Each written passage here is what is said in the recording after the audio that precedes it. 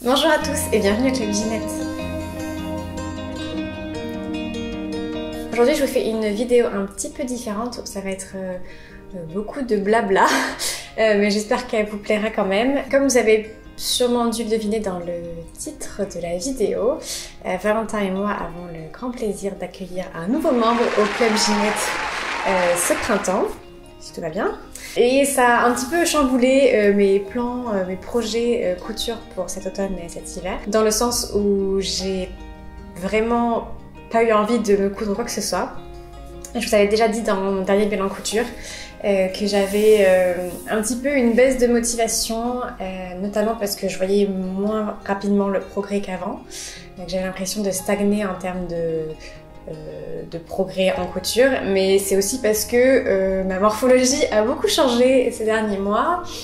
J'étais pas aussi en très grande forme en début de grossesse, mais ce changement de morphologie fait que je sais pas en fait quoi me coudre. Je ne sais pas trop comment non plus modifier les patrons pour que ça me convienne. Donc j'ai vraiment rien cousu cet automne pour moi. J'étais vraiment pas motivée. Et en fait, je me suis retrouvée vite confrontée à une garde-robe complètement vide où en fait je ne peux rentrer plus dans aucun de mes vêtements classiques et où j'ai dû acheter des choses du commerce pour la grossesse et je me suis vite rendu compte que c'est pas beau. La majorité des choses que j'ai trouvées en vêtements de grossesse, ça ne me donnait pas du tout envie. C'est souvent en plus des marques, il faut dire, de fast fashion où la qualité des matières est vraiment pas jolie. Et il y a quelques marques voilà, qui sont un petit peu plus éthiques, mais où de suite forcément le prix est plus élevé. Et c'est vrai que j'ai du mal à me dire que je vais mettre 150 € dans un pantalon de grossesse que je mettrai que quelques mois. Donc confrontée à ça, je me suis dit bah vas-y Constance, il faut que tu te couses des choses. Et donc je suis donc allée dans mon bazar de patrons, je suis allée fouiller dans tous les patrons et j'ai essayé de voir les patrons que je pourrais facilement adapter pour qu'ils conviennent à ma nouvelle morphologie.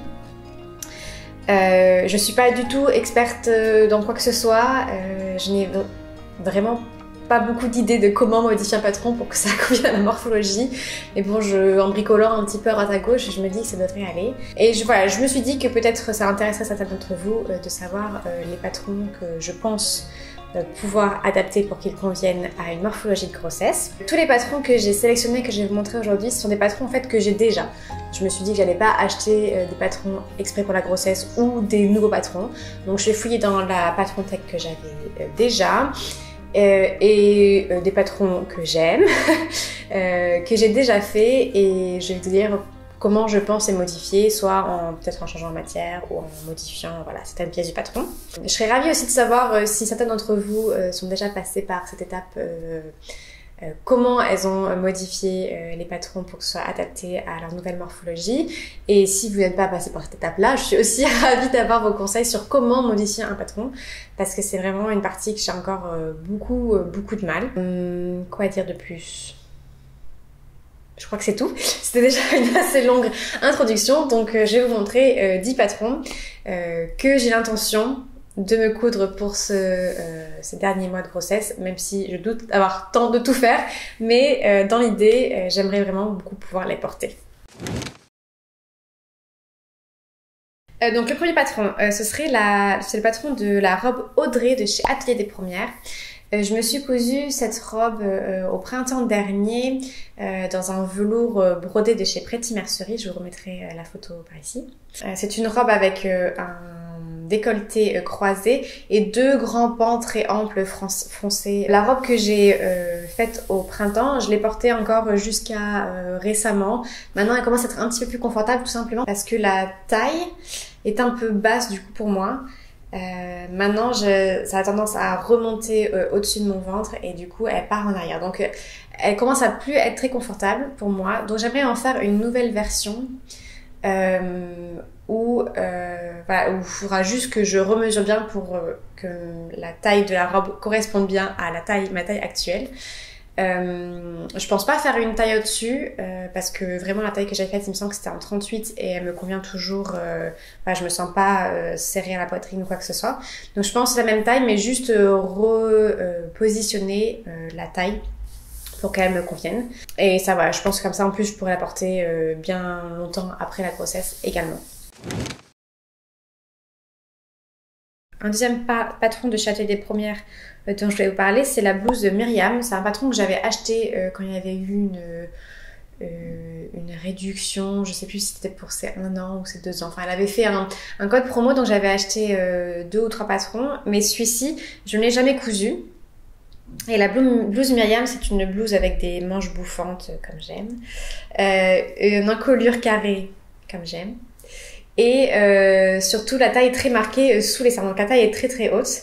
Et après il y a une grande basque large qui peut être rallongée en robe. Et je crois que j'avais vu sur Charles N sur Instagram où elle avait rallongé en robe dans un tissu que du coup j'ai acheté pour me faire une blouse. Bref, on change du sujet. Et je pense que voilà, juste adapter en choisissant une taille qui est adaptée à mon nouveau tour de poitrine, ça correspondra, ce sera tout à fait confortable, je pense.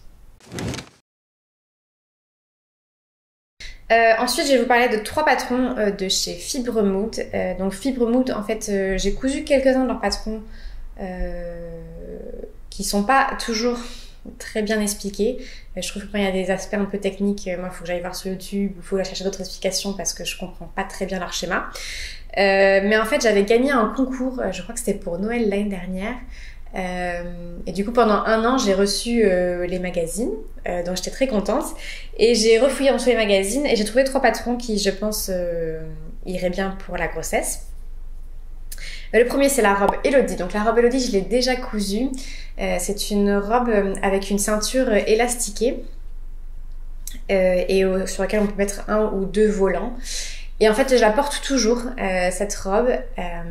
L'élastique, du coup, remonte au-dessus de mon ventre. Mais du coup, c'est plutôt joli. Ça a juste tendance à raccourcir la jupe que j'avais faite déjà un petit peu courte. Donc, je voudrais me la refaire dans la même taille, je pense, puisque ça reste quand même un peu ample au niveau de la poitrine et du ventre. Peut-être en rajoutant peut-être qu'il faudra rajouter quelques centimètres quand même autour de taille. Mais surtout, je voudrais la rallonger parce que du coup, là, le volume que prend mon ventre actuellement fait que la robe raccourcit et ça va pas aller en s'arrangeant. Donc j'aimerais beaucoup vraiment me la refaire, peut-être même en version longue avec un volant de plus. Et je pense par contre cette fois-ci faire les manches différemment parce que même si ces poignées de manches, ces gros poignets de manches sont très jolis, en fait ils sont pas très confortables parce que le bouton a tendance à remonter sur le milieu du bras et je suis un petit peu serrée, je dois avoir l'avant-bras un petit peu plus potelé que normal, je ne sais pas. Mais dans l'idée, cette taille élastiquée convient totalement, en tout cas à ma morphologie actuelle. Une robe que je n'ai jamais cousue, c'est la robe Kika. Donc c'est la robe, je vais vous la montrer puisque j'ai le magazine à côté. C'est une robe du numéro 21 qui est le numéro de septembre 2022. Donc la robe Kika, je vais vous la montrer ici. C'est une robe très très ample, à manches 3/4. Et moi j'aime beaucoup la version qu'ils ont présentée dans la page suivante, comme ceci à carreaux.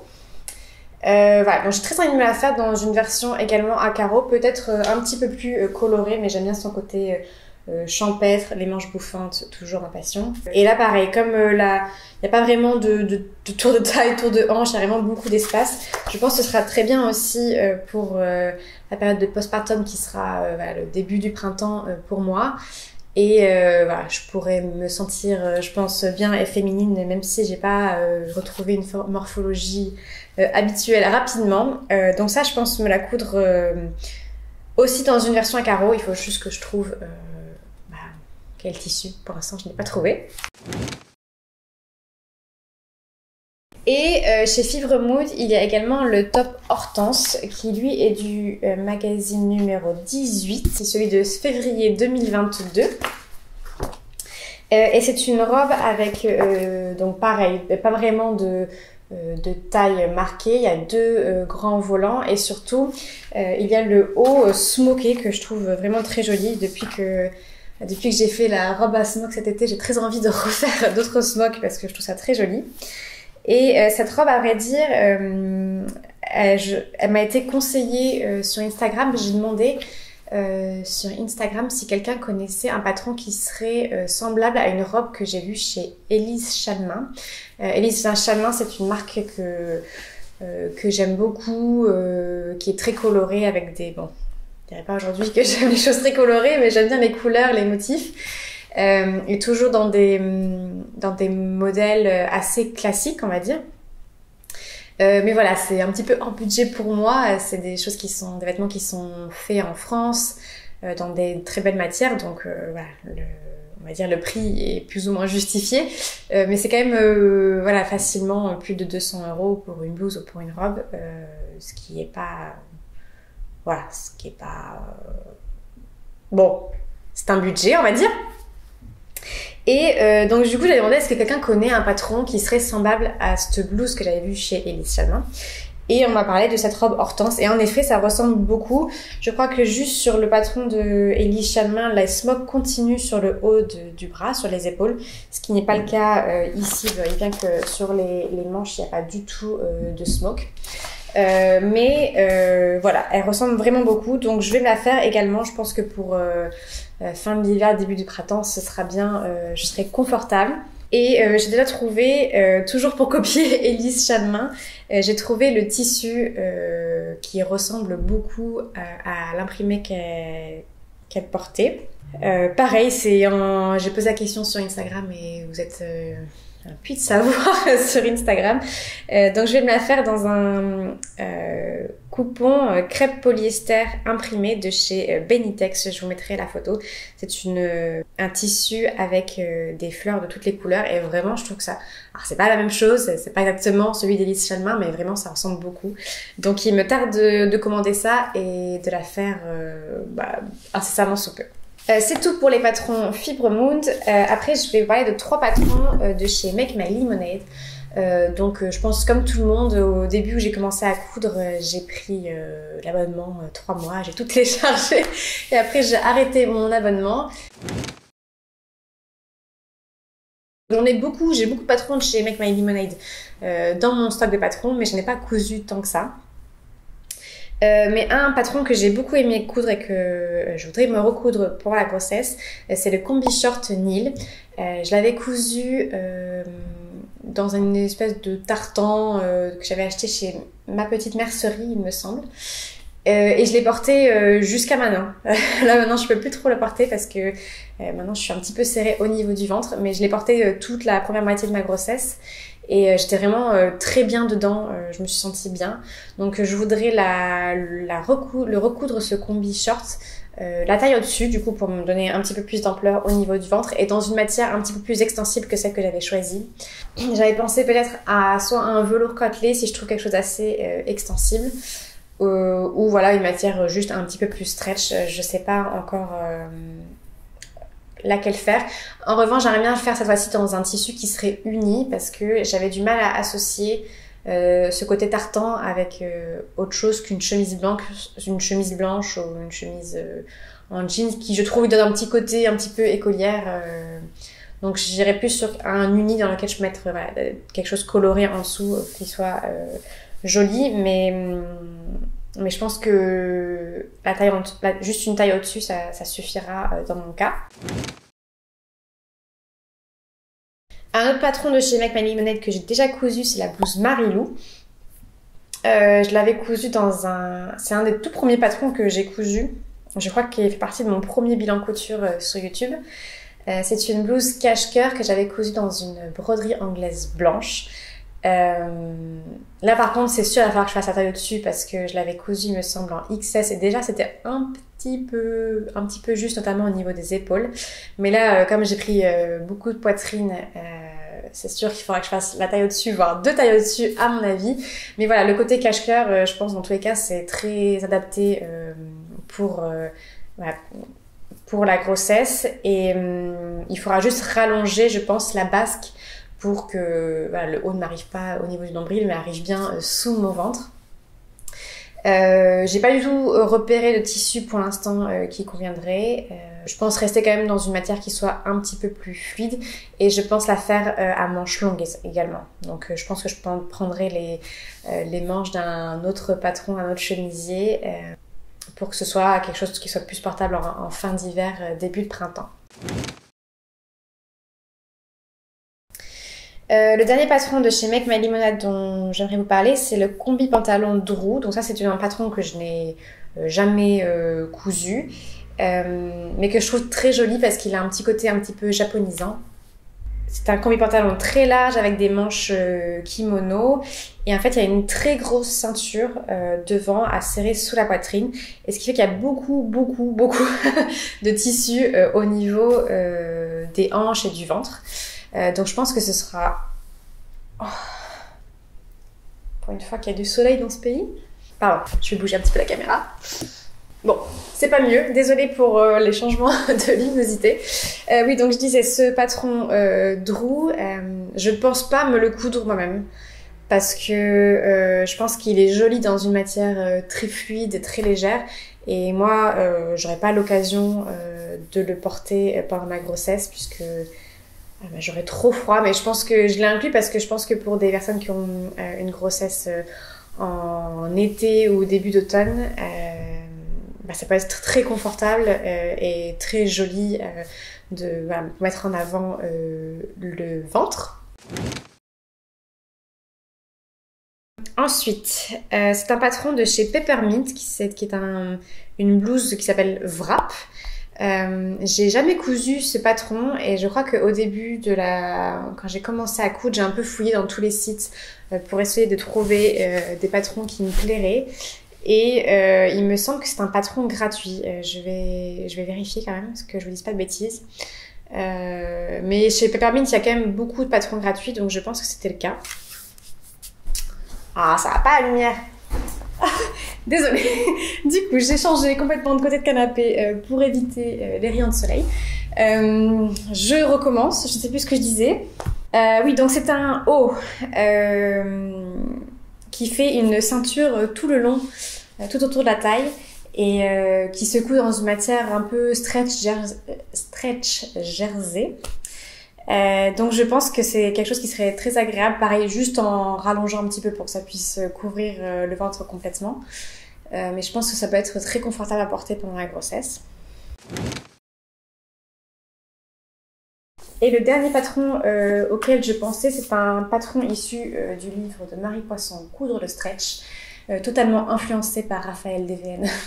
Comme d'habitude. Il me semble que c'est un patron qu'elle avait cousu elle aussi pendant sa grossesse, qui est la robe Lucette, pardon, la robe Lucette, qui est une robe cache-cœur comme ça, avec une ceinture sous la poitrine. Et ça a l'air très confortable, donc je vais revérifier, je vais retourner voir les bilans couture de Raphaël pendant cette période-là, qui doit dater d'à peu près 1 an.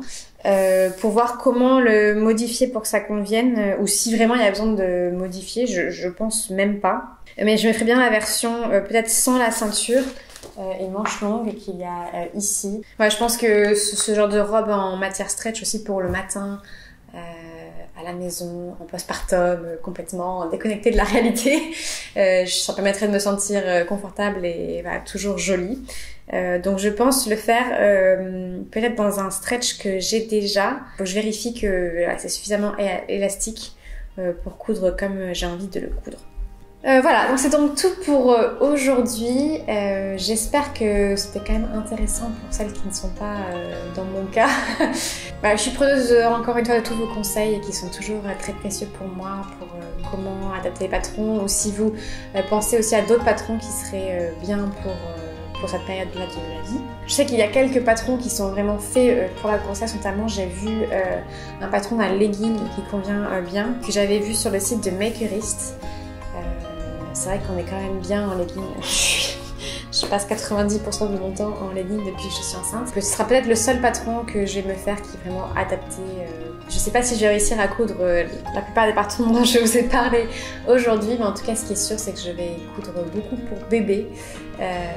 il me tarde de commencer, j'ai pas encore vraiment commencé, mais j'ai plein d'idées pour coudre pour bébé. Beaucoup plus que pour moi à vrai dire, et je suis beaucoup plus motivée à coudre plein de petites choses pour bébé que pour moi, donc c'est possible qu'à partir du printemps prochain vous ayez également des bilans couture bébé sur cette chaîne.